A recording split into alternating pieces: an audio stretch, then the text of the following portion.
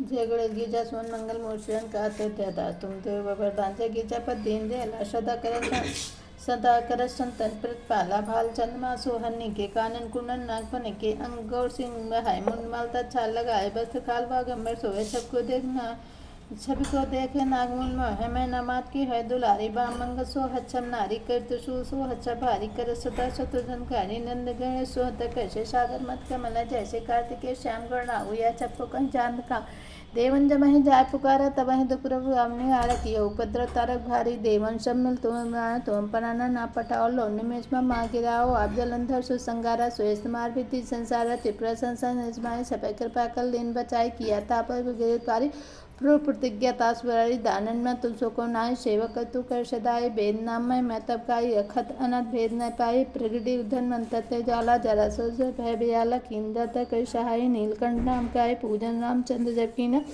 जीत के लंक विभीषण देना साहस कमल में हो रहे धारी कीन परीक्षा तबह पुरारी एक कमल प्रराखे गोई कमल नयन पूजन चसोई कठिन भक्ति देखी प्रसंकट भय प्रसन्न जय जय जय जय अनंत अविनाशी करत कृपा सबके घटवासी दुष्ट सकल नीति मोह शतावर भ्रमत रहो मोह चैन ने आवे त्राह त्राह मैं नाथ पुकारे ओसर महियान वाय ले त्रिशूल सतवन को मारो संकट ते महियान वारो मात पिता भ्राता सब कोई संकट में पूछेंगे स्वामी एक है हमारे आम सखर धने धन को दे सजाए जो को जाचे फल पाई अस्तुत के बीत करे तुम्हारी क्षमा नात्म शंकर हो संकट विनाशन निंगनानंद मंगल कारण योगी ध्यान लगावे नारद सार शेष नवावे नमो नमो जय नमः शिवाय समधिक पान पावा जोया पाठ कैमल लाई तापर होते समसाय कृष्णिया जो को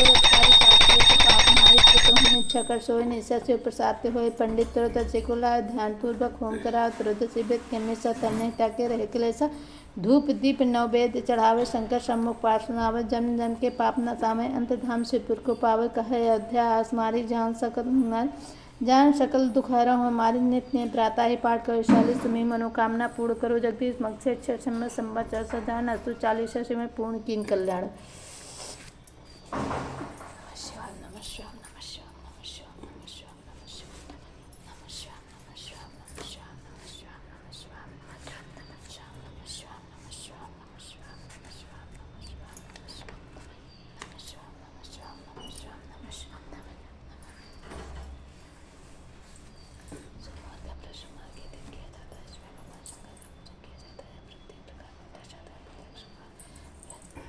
सोमवार का व्रत सोमवार के दिन किया जाता है। इसमें भगवान शंकर का पूजन किया जाता है। यह व्रत 3 प्रकार का होता है। साधारण प्रत्येक सोमवार का व्रत, सोम प्रदोष व्रत और 16 सोमवार का व्रत। तीनों की कथा अलग अलग, तीनों ही कथाएं अलग अलग हैं। इस व्रत कथाएं इसी पुस्तक में दी गई है। साधारण व्रत प्रत्येक सोमवार को किया जाता है। सोम प्रदोष व्रत केवल सोमवार को किया जाता है अथवा 16 सोमवारों के तक किया जाता है। 17वें सोमवार इसका उद्यापन किया जाता है। तीनों की व्रत विधि कोई अंतर नहीं है। विधि इस प्रकार है। प्रातःकाल स्नान के साफ वस्त्र पहने, फिर पूजन के लिए भी शिव मंदिर में जाएं अथवा घर के किसी लकड़ी या पटले पर नीला कपड़ा बिछाकर उस शिव का चित्र मूर्ति स्थापित पूजन करें। शिव जी को धूप दीप बेलपत्र और धतूरे के फल से पूजन करना चाहिए। पूजन के बाद व्रत तीनों में से जिस की प्रकार का व्रत हो वही कथा पढ़नी चाहिए या किसी अन्य से सुननी चाहिए। इसके बाद आरती गाते हुए शिव जी की आरती उतारनी चाहिए। अंत में 5 बार ओम नमः शिवाय बोलना चाहिए। इस व्रत में केवल एक समय दोपहर में भोजन किया जाता है। भोजन में कुछ भी शाकाहारी पदार्थ ले सकते हैं। जो भक्त किसी अन्य कारण उपयुक्त तीनों प्रकार के व्रत में से किसी प्रकार का व्रत करने में असमर्थ हैं उन्हें प्रत्येक वर्ष श्रावण सोमवार मास में पड़ने वाले प्रत्येक सोमवार को व्रत अवश्य करना चाहिए। सोम प्रदोष व्रत।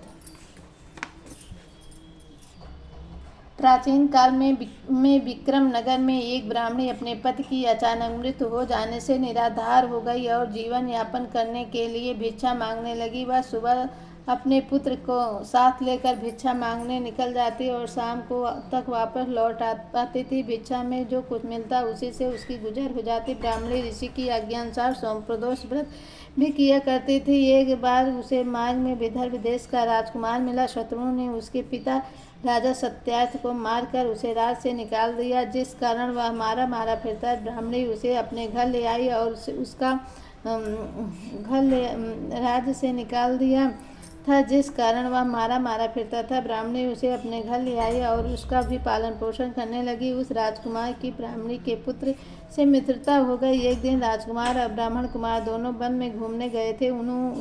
उन्होंने वहां गंधर्व कन्याओं को देखा। उन कन्याओं में गंधर्व राज द्रविड़ की पुत्री भी थी, बहुत सुंदर थी। उनका नाम अंशुमति था। ब्राह्मण कुमार कुछ देर बाद घर लौट आया, लेकिन